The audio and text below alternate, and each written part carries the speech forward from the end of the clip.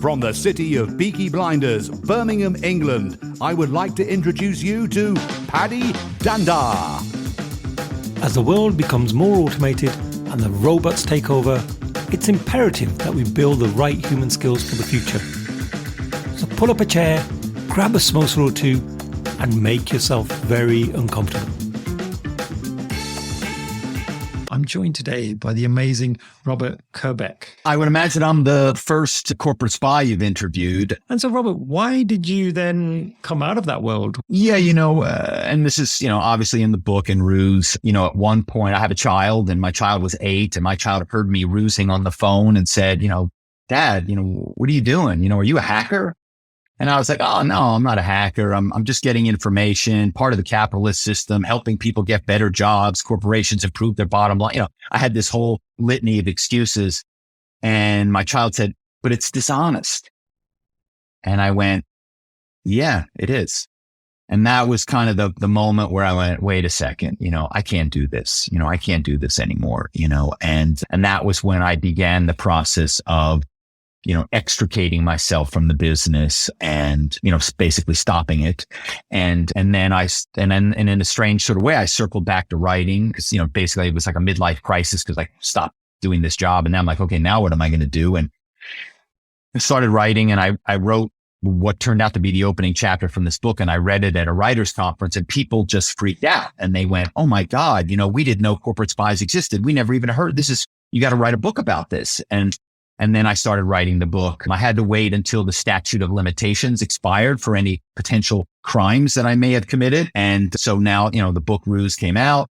It's done great. People have said a lot of nice things. Hollywood has come calling partly because when Frank Abagnale, who wrote Catch Me If You Can, says this is a great story, like he said, it was like his story. Hollywood came calling and now they're making a TV series out of RUSE.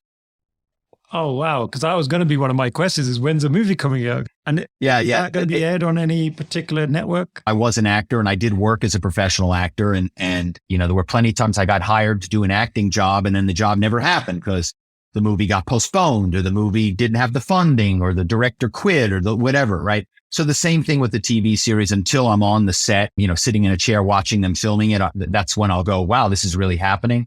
But it's gone very far down the line. There's, a production company. There's what they call a showrunner, who's the person like the CEO of the show. There's a studio. So that, it's moving forward. Oh, fantastic. And would you be starring in it? No. Though at one point there was, because, obviously I'm too old to play my young self because the show's going to be set in the 90s, which I think is going to be a lot of fun, At one point, someone said, well, why don't you play your father? Because my father is a big part of the book and the show. My father's kind of like the heart of my book because, here I am saying, I don't want to be in car sales because it's dishonest. And then he finds out I'm a corporate spy. He's like, what?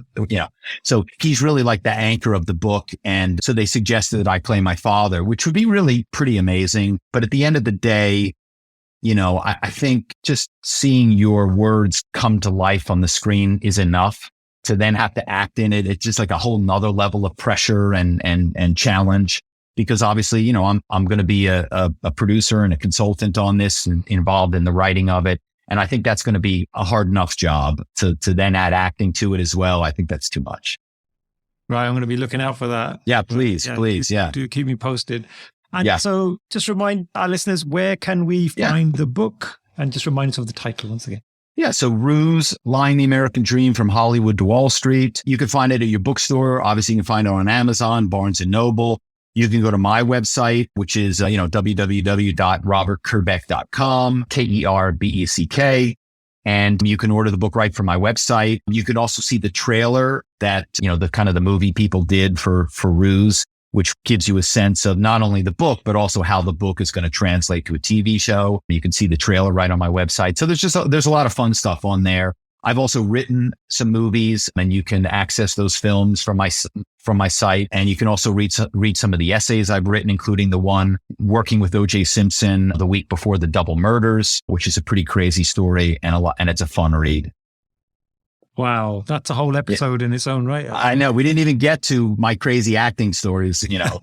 Al Pacino, Kevin Spacey, George Clooney, Paul Newman, O.J. Simpson, Madonna. I've had, they're all in the book. Wow. Right, Robert, we're going to do another episode. I'm just now curious about all those stories. I'd be happy to. Somebody said that my book, there's a bit of a Forrest Gump element to the book because I'm in these very unique moments in time with someone who at that moment in time was nobody. And then right in that moment that I'm with them, or right after that moment, they become, for better or for worse, like one of the most famous people in the world. Right? So for example, this O.J. Simpson thing, I get hired to do this exercise video with him, and I work with O.J. closely for 3 days. He, for some reason, bonds with me like nobody else on the set. We become buddies. And then, of course, shortly thereafter, these murders happen. The exercise video is subpoenaed in his trial. The exercise video is recreated in a TV series they did a couple of years ago with OJ, which means an actor got hired to play me in the exercise video. These are the things they say, truth is stranger than fiction, right? Like, because you cannot make up a story like that. So yeah, so it's just a lot of fun stuff on the website. By the way, what was OJ like as a person? Well, like I said, in this essay and that essay, that's also in the book, a longer version, like the whole OJ thing is in the book, but he was the nicest, kindest, coolest guy to me, but to the women on the show, he was the most obnoxious, sexist, revolting, horrible person you could ever imagine. And, in that moment in time, if you had asked me, did I think this person was capable of murdering? I would have said no. I would have said he's a sexist pig, but I wouldn't have thought.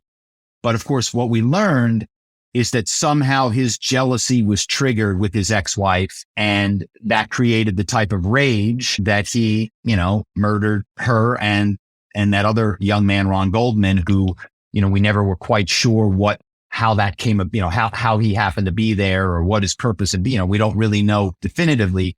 But yeah, he was definitely a person that had some issues, but we don't think that issues means somebody's going to turn around and murder someone, right? Or murder two people. So yeah, it was pretty intense. I'm just going back to some of your words right at the start about having the ability to read people and read the environment around you. I mean, that's ironic, right? That you're in that situation.